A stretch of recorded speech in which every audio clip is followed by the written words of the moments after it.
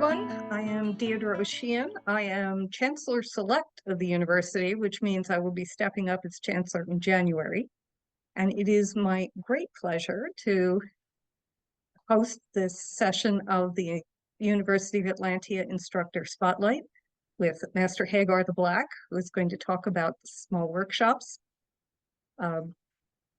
He's well known to the university community, and he's a deputy of the Kingdom Minister of Arts and Sciences. He is deputy for contests, I believe.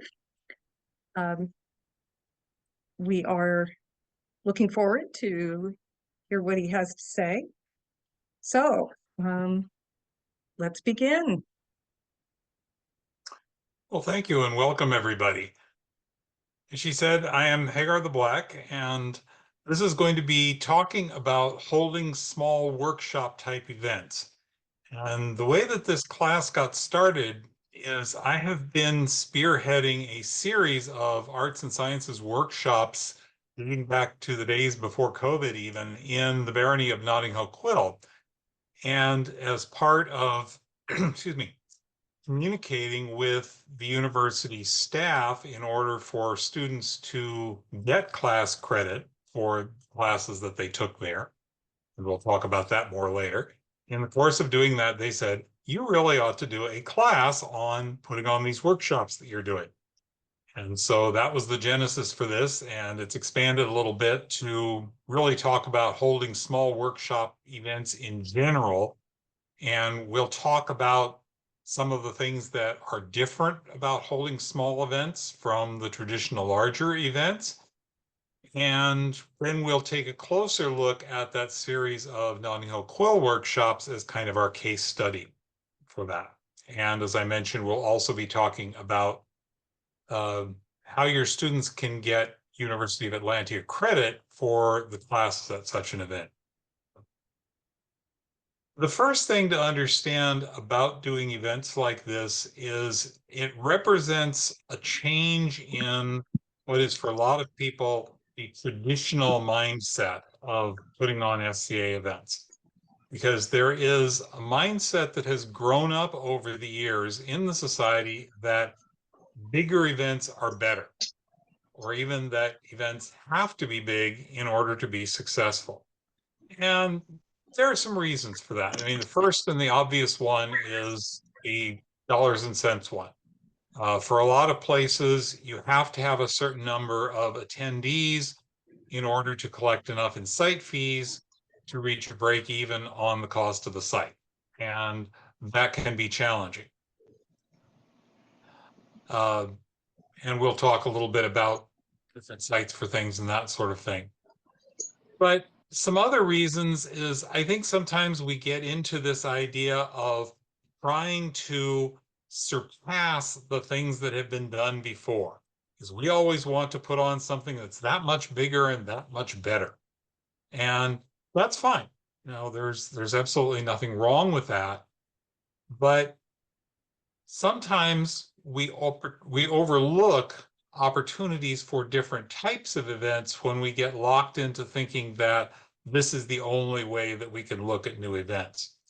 The other thing that sometimes people get into thinking is that events have to provide something for everyone, or people won't come.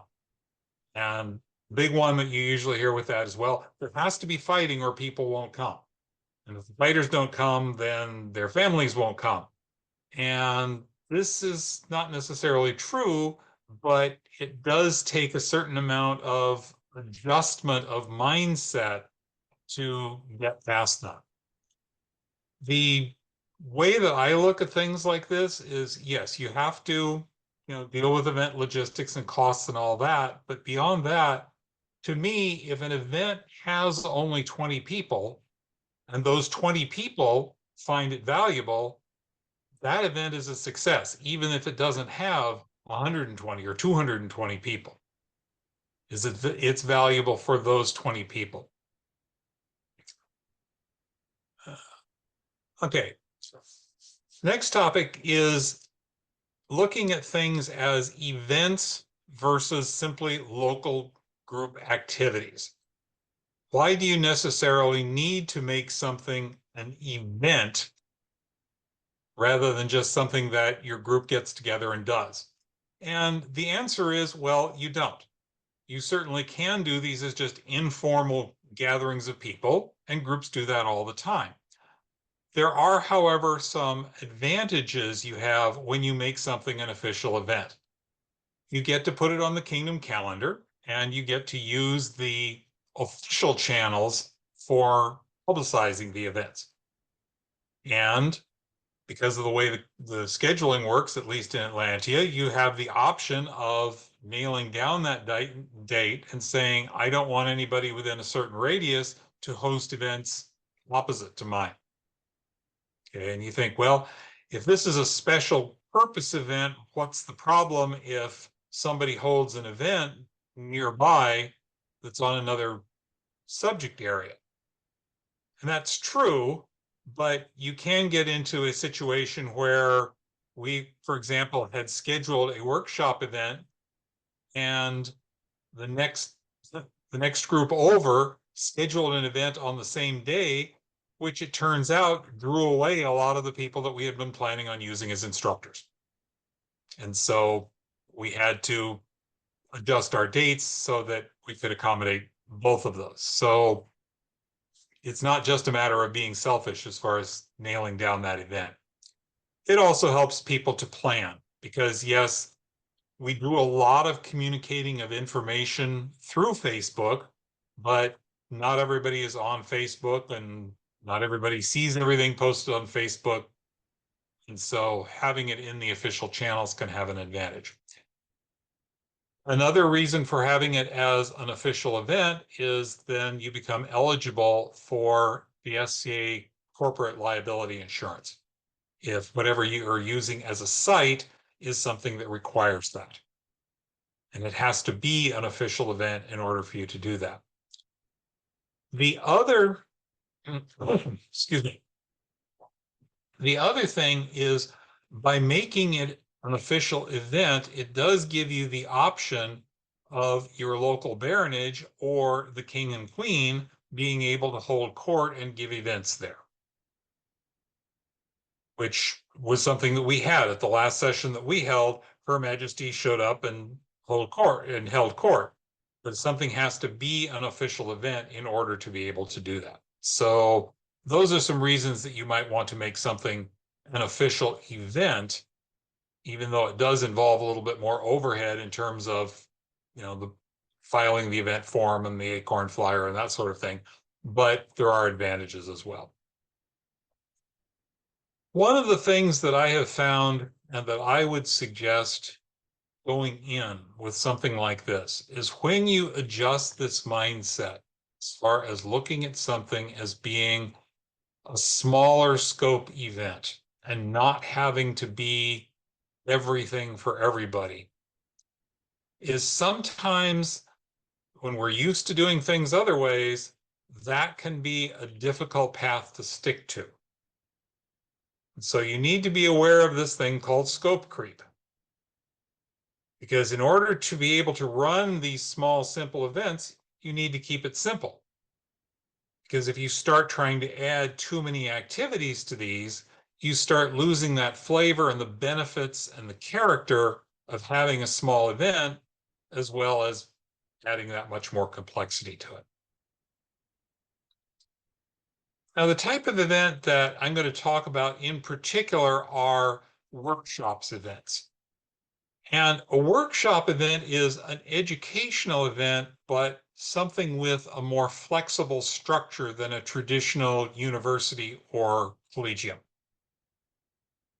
Those are usually set up in very structured schedules of classes with fixed class periods, because that works well with trying to schedule that sort of thing. Workshops are a little less formal. You can be more flexible with the schedule. You can have things which last all morning, for example.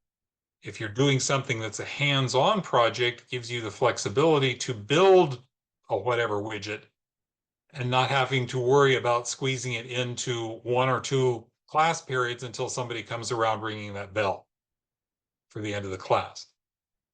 That's not to say that you cannot hold traditional 50-minute or 90-minute or whatever classes at one of these workshops. It's just that it gives you some flexibility to do some different things. These are usually events that are focused on a particular topic area.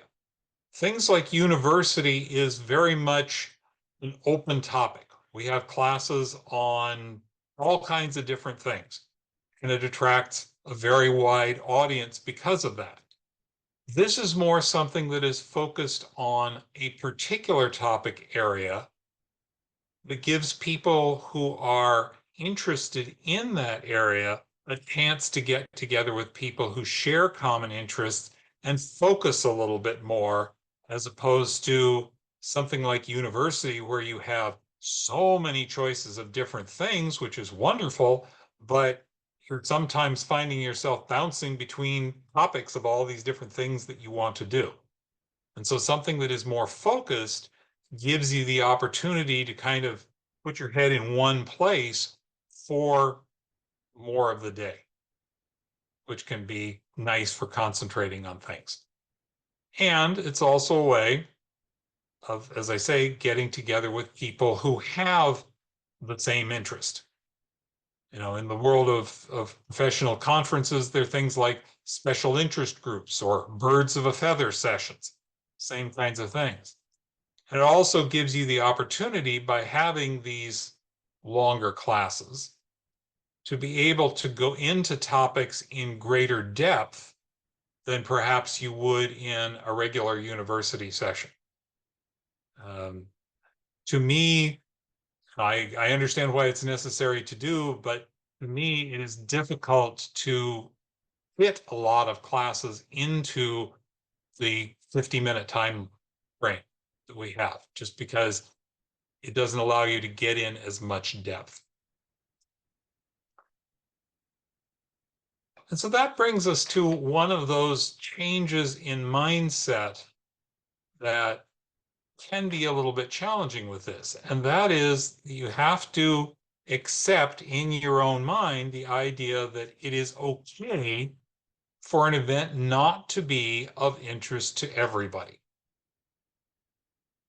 This is a focused topic area. And while certainly everybody is welcome, we aren't trying to provide something for everybody.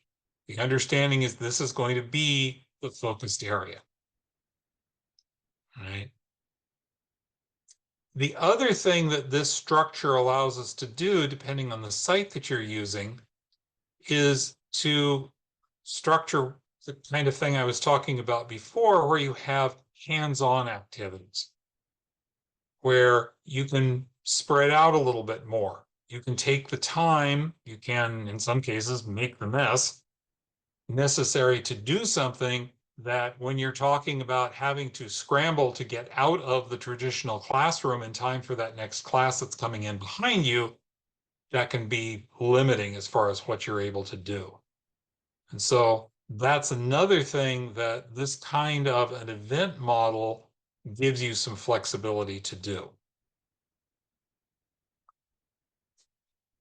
One of the big challenges with putting an event like this together is something that I mentioned briefly earlier, and that is the challenge of finding a site to do this kind of thing. Finding sites is a challenge in general, and the changes of the world following COVID haven't made things any easier for that. And sometimes events and their structure and their costs are very much driven by the cost of the event site. And so we need to get perhaps more creative about what we're looking at sites, so that we don't get into the problem of having to have $50 site fees in order to cover a traditional event site cost for a much smaller number of attendees. And so we need to perhaps think of things that we're not maybe used to doing because they won't work for the traditional event. Having less attendees for something obviously means that you are going to have less income from site fees. But the flip side to that is smaller, less complex event, therefore have smaller site requirements and less daunting in terms of what you have to go out and look for. Purely from a matter of numbers, you don't have to have rooms that are rated for the fire marshal to allow you to have 50 people in a classroom. You can do things with much smaller groups because your gatherings are likely to be smaller. And having fewer types of activities means that you don't necessarily need to have as many different venues within your site, as far as you don't have to have an area for fighting and an area for archery and an area for this, an area for that. Is you can deal with sites which are smaller and perhaps have less complex facilities because your requirements are less.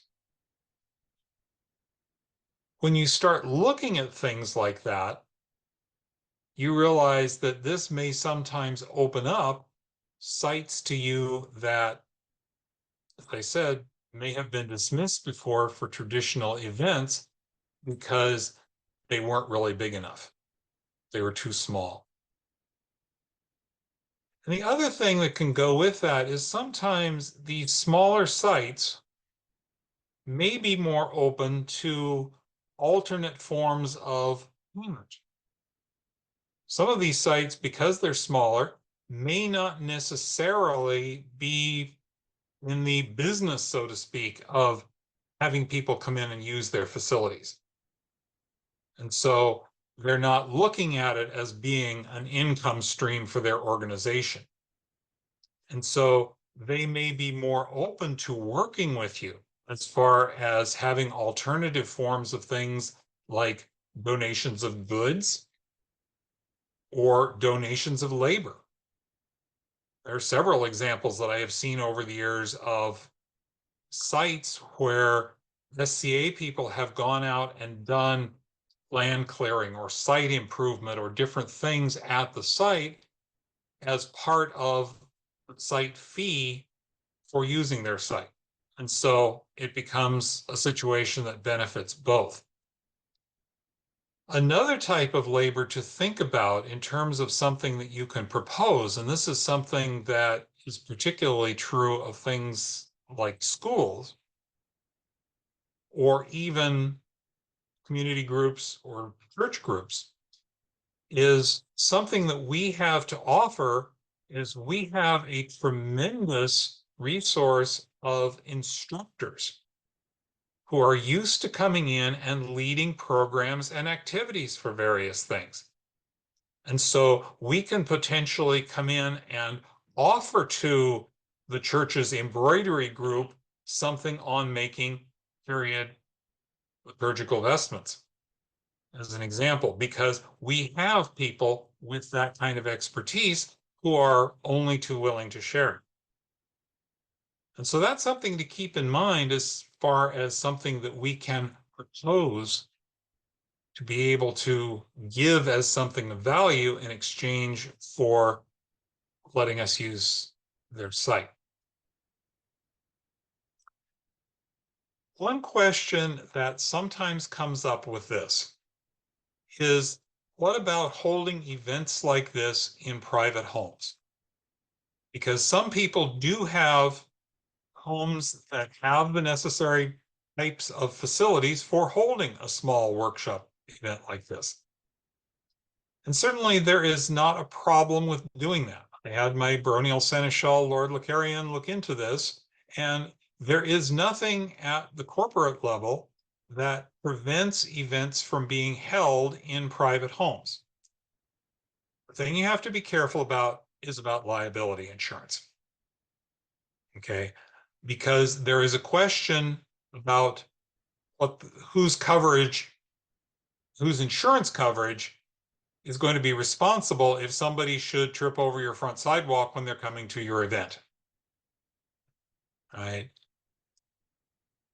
As I said, he found in his research nothing specifically prohibits this, But there was a passage that he found in the Society Seneschal's book, which says, and I am heavily paraphrasing here, that no asset of the corporation shall provide benefit to an individual member. So the question that I have is, well, is extension of our insurance company in that case considered a benefit? This is something that, to be quite honest, I have not finished my research on. I have a communication out to the corporate insurance person asking about this, and I have not heard back yet on that. So I am working on that. The big thing that I want to make sure that people do is take whatever steps are necessary in order to make sure they don't get into one of these situations where if something should happen, that their homeowner's insurance and the SCA's corporate insurance are pointing fingers at each other saying, we're not going to pay, it's their responsibility, which unfortunately has a tendency to happen from time to time in the insurance industry. So without having had that communication back from corporate, my suggestion would be if there is somebody who is considering hosting such an event in their home, that you make sure and contact your own or their own homeowner's insurance agent and explain in great detail what it is they want to do, what the SCA is, and all of that. Make sure that there are not coverage exclusions in that homeowner's insurance project or policy, which says this policy does not cover the use of the home in the case of doing this kind of thing. Usually those exclusions have to do with commercial activities, but you want to make very sure that there isn't something hiding in the fine print that would affect this. Okay. Don't assume that all policies are the same. Just because your friend down the street held something at their house last year and their homeowner's insurance was all right with it, don't necessarily assume that your homeowner's insurance works the same way, because the insurance policies are very different. So get with the homeowner's insurance agent. If necessary, put them in touch with SCA corporate insurance. And whatever it is they tell you, get it in writing. Whether it's a specific document spelling it out or whether it's a copy of your policy with the relevant passages highlighted, get it in writing to make sure that they are covered.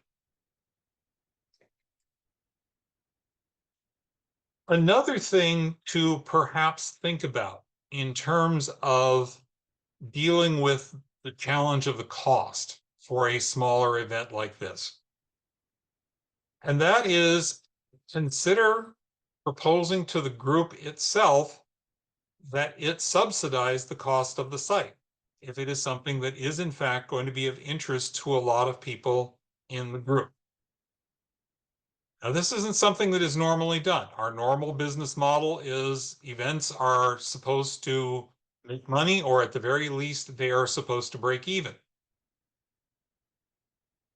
But there is something about me that takes a look at the fact, and this is something that I have seen over the years, and I have been doing this for many, many years, that I have seen in different kingdoms, different groups in which I have lived, is there are a lot of groups who are sitting on nest eggs of money. And the only thing that they do with those nest eggs of money is report at each group meeting on how much money we have. And, oh, we have to hold on to this money in case we need it for something. I can remember when those kinds of pots of money were in the hundreds of dollars. Now, in some cases, it's the thousands of dollars. Oh, but we need this event like this for the benefit of the group is one of those somethings that is a worthwhile expenditure of that money. Now, not everybody may feel that way. I'm just saying, consider that as being something to possibly propose.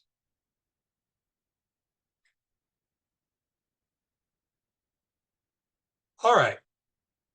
Another thing to consider in events like this is the question of food, is what you are going to do as far as meals.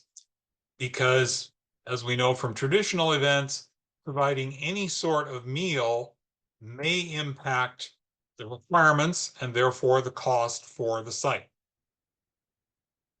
Having a kitchen, having serving facilities, having eating facilities are something that may be considerations. A couple of alternatives. One is to prepare food off-site and have it brought in. Another, which to me is nowhere near as desirable, but I have seen it done where people have done commercially catered bag lunches that people pay for, because a lot of the sandwich shops are very used to putting together bag lunches for people. Certainly it's not a very period thing to do, but it is an alternative to consider. Another thing that you can do is to provide lists of nearby restaurants and just let people be on their own as far as providing meals. That is something that introduces a whole different set of challenges, because by letting people go off-site and lose focus, then you have to set aside a much larger block of time and have to get people back together and get their heads back in what it is they're learning about. And so to me, I am a big fan of, if it's at all possible, trying to keep people on site and provide them with usually a lunch rather than doing off site. And another alternative to that would be, if you're going to really scale it down, is have something that is an afternoon only or an evening only event that just doesn't span a meal time. So it's assumed that people will have their traditional meals before they come or after they leave. There's nothing that says that events have to be all day things.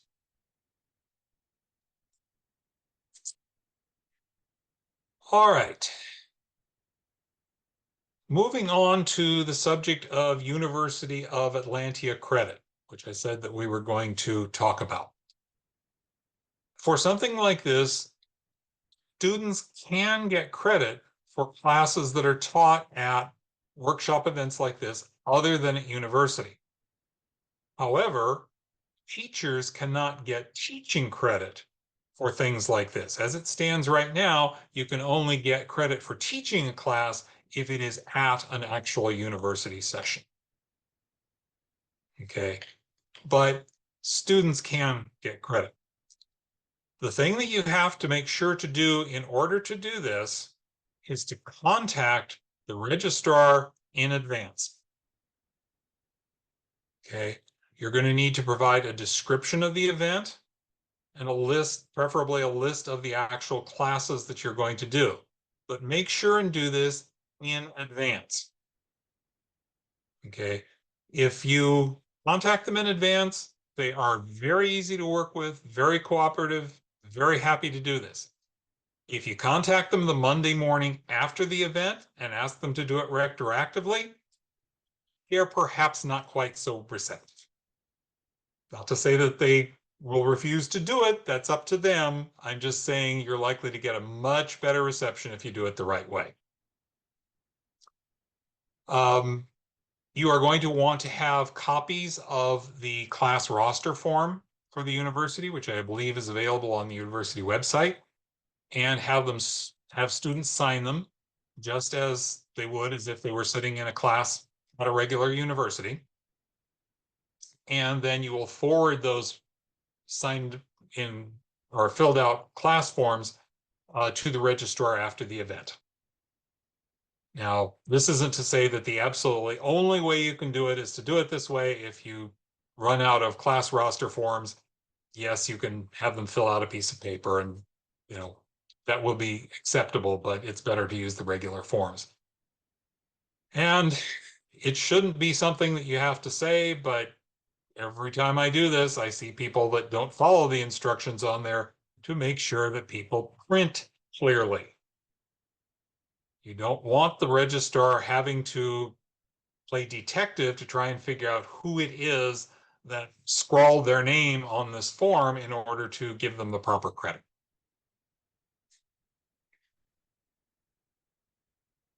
In terms of forwarding forms to the registrar, I don't send in the actual forms. I just scan them and send them along as electronic documents.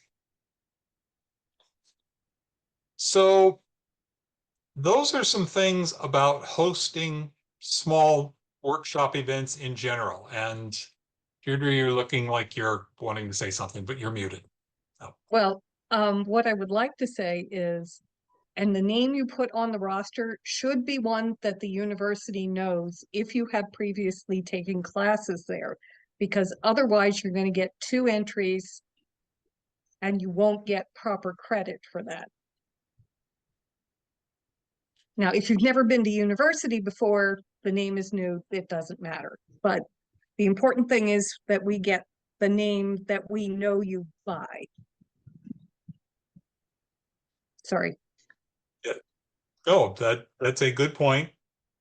I have learned over my years that it is a good rule of thumb that when you are trying to ask somebody, particularly somebody in a volunteer organization, to do something as a favor to you, it's a really good idea not to make them work any harder at it than they have to.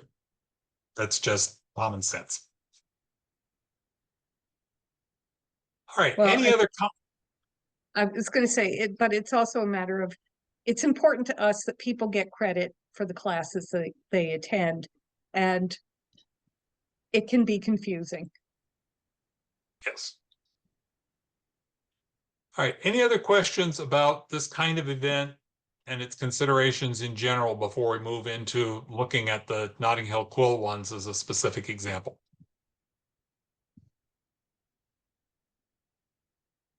Okay. So as I say, there has been a series of baronial A&S workshops that we have been holding in the barony of Notting Hill Quill since the days back before COVID. The last one of these that we held, I believe, was number 11. And they have been on a wide variety of topics, bardic, fiber arts, hard arts, scribal arts, heraldry, all kinds of different things. It's whatever people come up with that they want to get together and talk about. And so we have that flexibility. This whole thing started because it was the result of a charge that the barony at the time, or the baron at the time, made to their baronial champions after the champs had been selected, and I had been selected that year as the baronial bardic champion.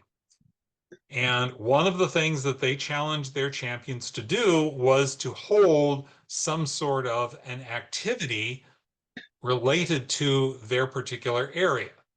So for the various martial champions, they were to hold a tournament in their particular area.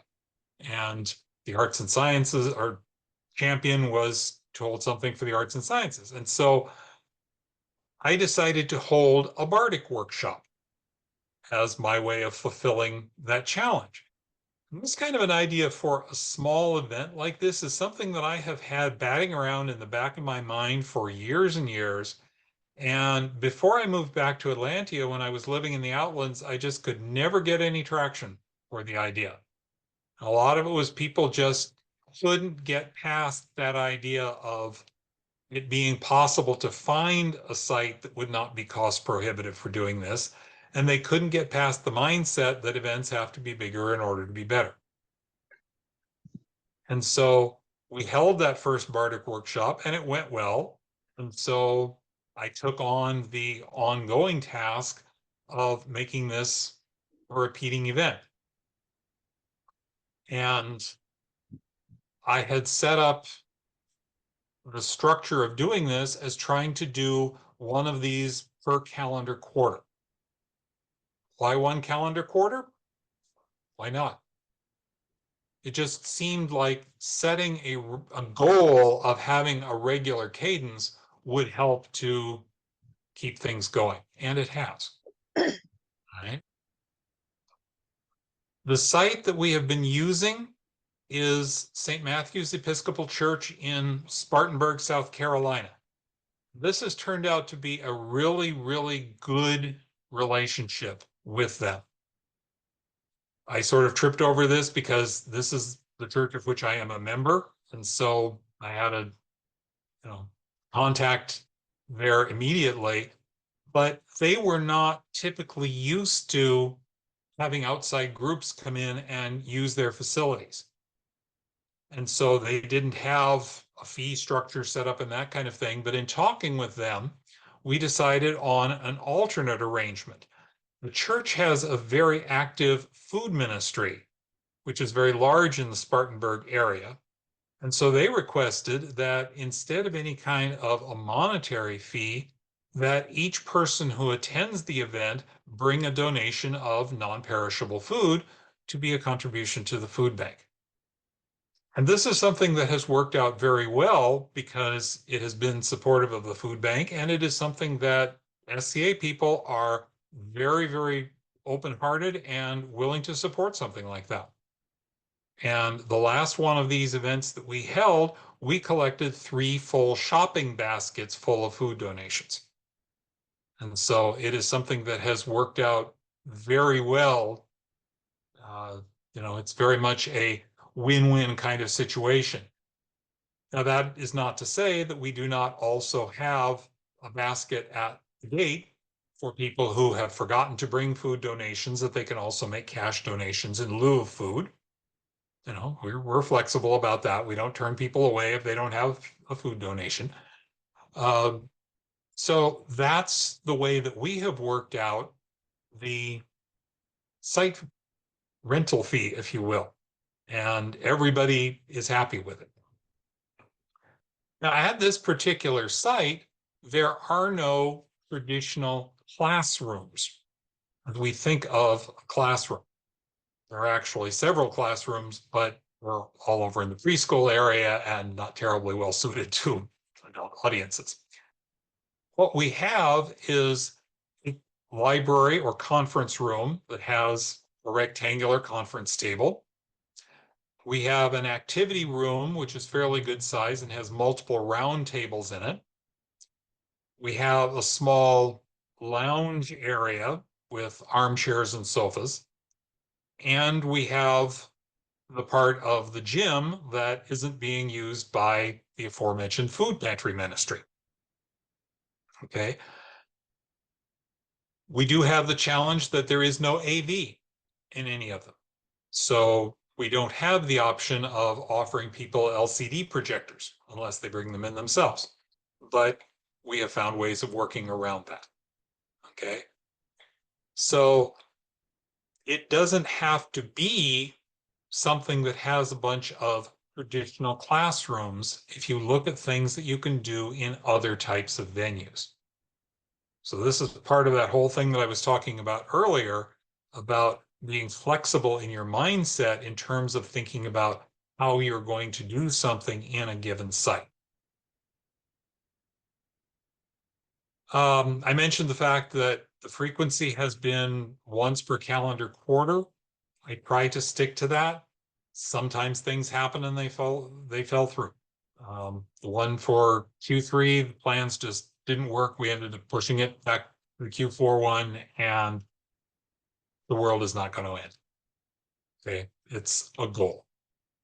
But my suggestion is, if you are thinking about trying this for your local group, is think about it in terms of planning for one. And if the one works well, then start thinking about trying to do it as a series. Don't automatically think you're going to start doing it as a series and then get frustrated if the first one doesn't work well. The particular schedule that we use for these is the doors open at 9. Classes are scheduled from 10 to 6, although very rarely have we actually gone all the way to 6. We generally take a 60 to 90-minute lunch break, possibly including time for court if there's going to be court. Classes are normally in that 60 to 90-minute time frame, Although, as I said before, we can be